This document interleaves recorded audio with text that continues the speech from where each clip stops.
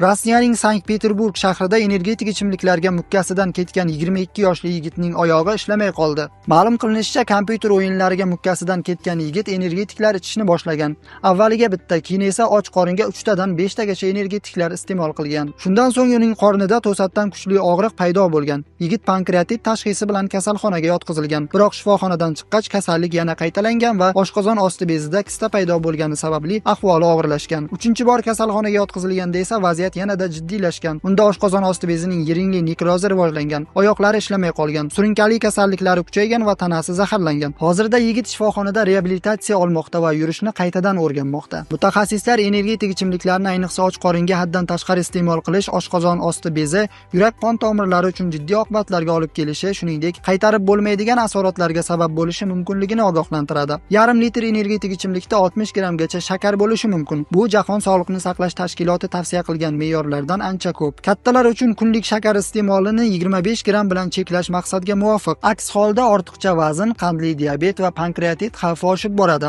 Videoni ko'p energetiklar iste'mol qiladigan tanishlaring